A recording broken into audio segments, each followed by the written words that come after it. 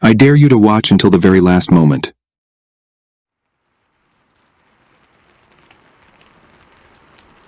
I'm a teenager, and like most of my peers, I don't really do much besides internet surfing.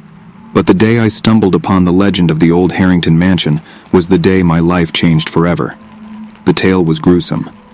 Once a magnificent estate, the mansion was abandoned after a horrifying event. The owner, driven mad by his wife's betrayal, embarked on a bloody rampage, murdering her and their 3 children.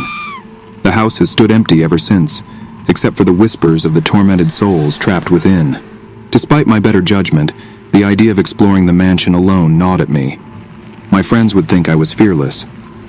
The house was isolated, a good 30-minute trek from the nearest neighbor. If something happened, escape would be almost impossible, but that just added to the thrill.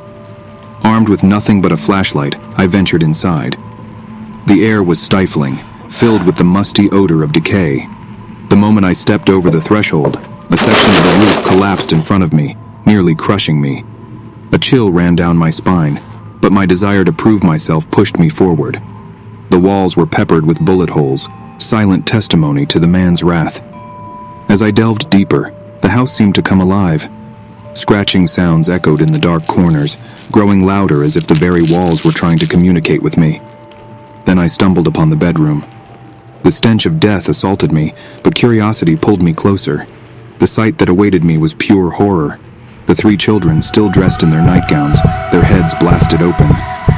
My heart pounded in my chest, and I stumbled back, tripping over a piece of furniture. The world spun and I blacked out. When I awoke, I found myself trapped in the past. The house was alive again, filled with laughter and the chatter of the family. But the laughter quickly turned to screams as the horrific events of that fateful night unfolded before my eyes. I was a helpless spectator, forced to watch the murder of the family all over again. I tried to intervene, to scream, to do something, but I was just a ghost in their world. Then the killer turned to me. His eyes, cold and insane, locked onto mine.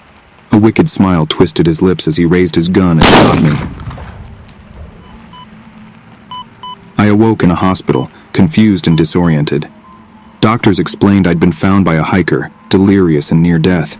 They discovered I'd inhaled a deadly gas that still lingered in the old bedroom, leaving me with only 3 months to live. I tried to tell them about the children, but they just looked at me puzzled.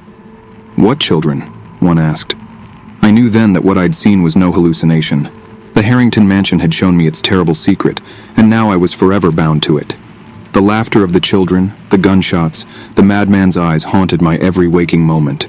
I had sought adventure, something to make me feel alive. Instead, I found a nightmare that would follow me to my grave. If you liked this creepy story, give it a thumbs up, subscribe, and share with friends. Who knows, maybe you will be in the next story.